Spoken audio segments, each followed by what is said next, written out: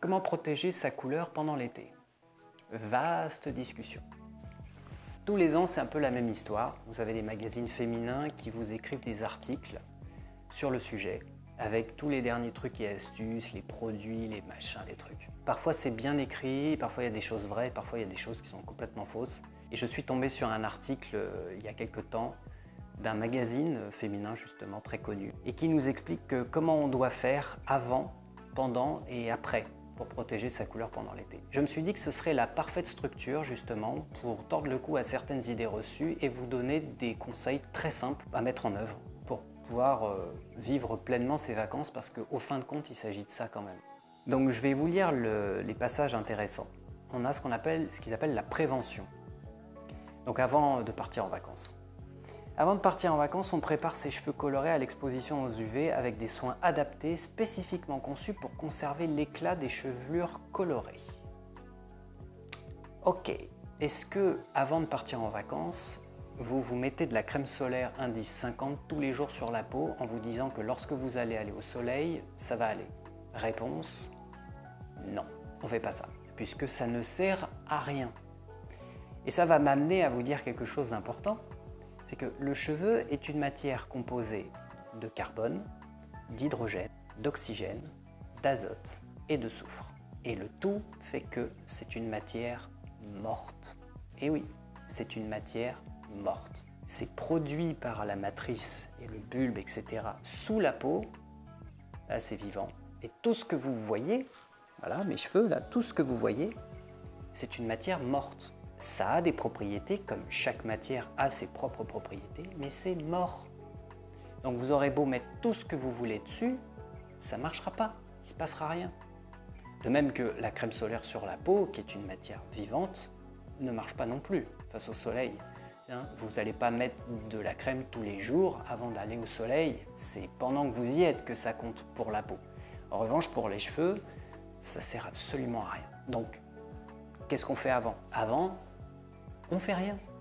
On fait rien. Par exemple, vous avez fait votre couleur en juin et vous avez envie de vous faire une petite retouche ou faire vos repousses juste avant de partir en vacances au mois d'août, eh bien décalez-le à votre retour. Comme ça, votre couleur, elle ne va pas virer. Et votre professionnel, lui, pourra ensuite corriger le tir. De même que votre balayage, c'est pareil. Si votre balayage il peut attendre 3 semaines de plus, c'est pas la mort. Donc je vais vous dire une chose, avant d'aller au soleil, si possible à ce moment-là, faites une cure de vitamine D pour mieux absorber les rayons du soleil. Là en l'occurrence, ça va être mieux pour votre cuir chevelu et pour votre peau en général. Parce que n'oubliez pas que les cheveux, ils sont produits au niveau du cuir chevelu. Donc le plus important, c'est quand même la peau du cuir chevelu, le cuir chevelu lui-même. Donc qu'est-ce qu'on nous dit de faire pendant?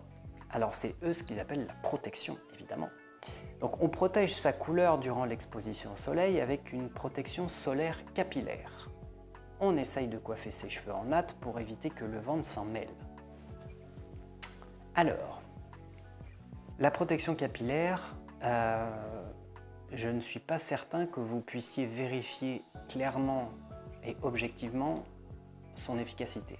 Si vous ne mettez pas de produit de protection solaire capillaire et si vous en mettez, est-ce que vous pouvez me dire la différence? Moi, ça fait 20 ans que je fais ce métier et j'ai jamais vu aucune différence. Pour moi, c'est un produit qu'on vend, c'est psychologique. Pour moi, il n'y a pas de résultat concret là-dessus. La deuxième chose qui fâche un peu, c'est qu'en général, ces produits-là sont des sérums biphasés, donc ils contiennent 2 produits, ou bien ce sont des sprays. Mais souvent, dans certains produits, pas tous, mais dans certains que j'ai rencontrés plein de fois, de marques très connues, c'est des huiles minérales à l'intérieur. Ce ne sont pas des huiles végétales. Et donc une huile minérale, c'est issu de la pétrochimie.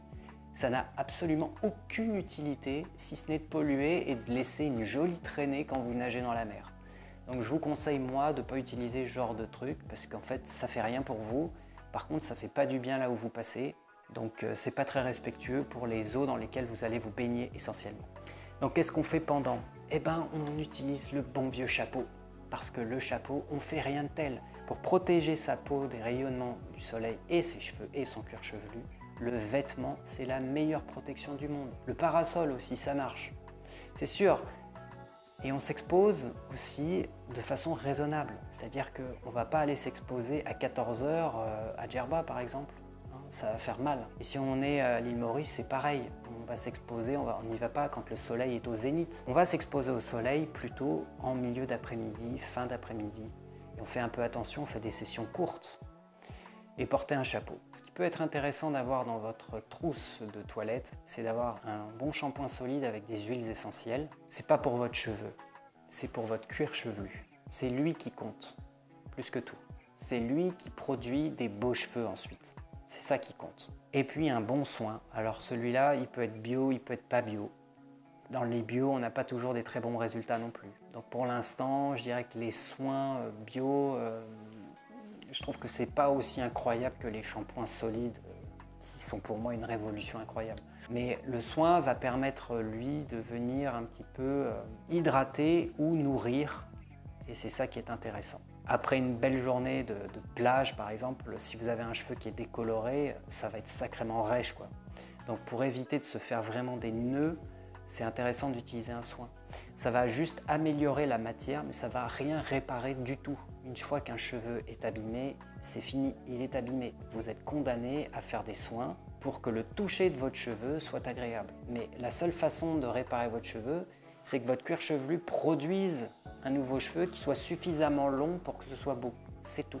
Donc toutes les fourches, les machins, les produits anti-fourches, tout ça, il y a beaucoup à redire là-dessus. Donc qu'est-ce qu'on fait après? L'article nous dit réparation. Alors déjà, je viens de vous parler de la réparation qui est impossible. Hein. Un cheveu, si j'abîme ma chemise, elle est abîmée. Hein. C'est fini, elle est abîmée. Le cheveu, une fois qu'il est endommagé, il est endommagé. C'est-à-dire que visuellement, vous n'allez pas voir. Et je peux vous dire que vraiment au niveau des microfibrilles du cortex, tout ça, c'est abîmé. Les écailles sont flinguées, tout ça. Vous allez effectivement mettre un soin qui va aider par-dessus, qui va donner l'illusion que ça marche. Mais si je vous enlève ces actifs, votre cheveu, il va être tel quel et abîmé, tout simplement. Donc réparation, on mise sur des shampoings et masques à base d'ingrédients nourrissants. Jusque-là, ingrédients nourrissants, ok. Les huiles végétales comme l'huile de coco ou l'huile d'argan sont également d'excellentes sources d'hydratation. Et là, je suis plus d'accord, parce qu'il y a une confusion dans l'article entre la nutrition et l'hydratation. Avec quoi on nourrit? Avec des nutriments, donc des corps gras. La plupart des soins, par exemple, c'est des corps gras. Donc le cheveu va les absorber, en absorber une partie, mais qui va rester en extérieur. Hein, ça ne va pas aller tout au fond du cheveu pour réparer. Donc ça nourrit. Ou bien ça hydrate. Et on hydrate avec de l'eau, tout simplement. De l'eau sous toutes ses formes, sous forme de gaz, avec des masques à ozone, par exemple. De l'eau sous forme liquide, tout simplement, le cheveu va se gonfler et absorber l'eau, voilà, tout simplement. Voilà. Donc on nourrit avec des nutriments et on hydrate avec de l'eau. Donc on ne peut pas hydrater un cheveu avec de l'huile de coco ou de l'huile d'argan, c'est pas possible. Ça nourrit, ça n'hydrate pas. Donc c'est très embêtant d'avoir ce genre de confusion de base dans un article qui est là pour vous donner des conseils. Et éventuellement en rentrant, on passe par la case recoloration chez le coiffeur. Donc effectivement, avec tout ce qui a été dit, il semble que ce soit un peu irrévocable de passer par la recoloration chez le coloriste. Et effectivement, oui, c'est probablement ce qui va se passer. Parce que c'est normal et c'est comme ça que c'est. Une fois que vous êtes en vacances, vous avez un teint incroyable, plus besoin de vous maquiller. Mais par contre, les cheveux nécessitent un petit coup de pouce et ça tombe bien, on est là pour ça. Mais en suivant tous les conseils de cet article, l'article reconnaît quand même à la fin qu'il va falloir éventuellement repasser par la case recoloration. Du coup, ça n'a pas servi à grand chose tout ça. Donc, qu'est-ce qu'on fait, nous, en réparation, quand vous allez revenir? Et qu'est-ce que vous pouvez faire vous-même pour la réparation?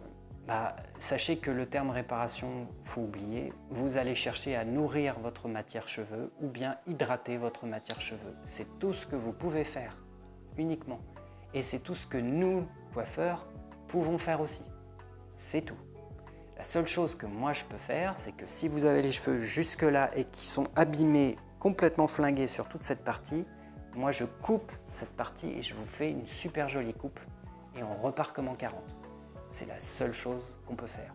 Tous les produits qu'on va vous vendre, ce sont des produits qui vont Rentrez plus ou moins profondément dans le cheveu pour y fixer des actifs hydratants, nourrissants ou des protéines de synthèse, de la kératine de synthèse. Mais en aucun cas, votre cheveu va retrouver son état naturel comme avant. Il ne sera jamais aussi beau que celui qui vient juste de sortir de votre cuir chevelu. Celui-là, il est tout neuf, tout beau. C'est le plus beau des cheveux que vous allez avoir. Aucun autre cheveu ne sera aussi beau que celui-ci. Donc je récapitule, qu'est-ce qu'on peut faire pour protéger sa couleur ou son balayage avant l'été. On décale son rendez-vous chez le coiffeur de façon à ne pas faire une super belle couleur qui va être altérée pendant les 3 semaines de vos vacances. C'est un peu bête. Faites-le en rentrant. Qu'est-ce qu'on fait pendant? On se protège. Là, l'article a raison de dire protection. On se protège, mais certainement pas en utilisant des huiles stupides et des huiles minérales et des produits et des machins et des trucs super polluants. Ça ne sert à rien. On met un chapeau, on met de la crème solaire sur sa peau, on s'expose de manière responsable. On profite de ses vacances, on s'amuse et s'il faut enlever son chapeau et sa casquette, eh bien enlevez votre chapeau et enlevez votre casquette et amusez-vous. Et qu'est-ce qu'on fait en rentrant? Et qu'est-ce qu'on fait même pendant ses vacances à la fin de chaque journée? On hydrate et on nourrit ses cheveux avec des shampoings, avec des soins. Et on essaie d'utiliser les produits les plus naturels possibles parce que c'est ça qui produit quand même les meilleurs résultats. Ça, il ne faut pas l'oublier. Et quand on revient à Paris, par exemple, on repasse chez le coiffeur et le coiffeur, il vous refait une nouvelle tête. Et le coloriste, c'est pareil. Et ça va super bien se passer. Voilà ce que je pouvais vous dire sur comment protéger ses cheveux et sa couleur avant l'été. J'espère que cette vidéo vous a plu. Laissez-moi un petit pouce bleu si le cœur vous en dit. N'oubliez pas que c'est un geste anodin pour vous, mais ça compte beaucoup pour moi. Et on s'abonne. Ciao, ciao!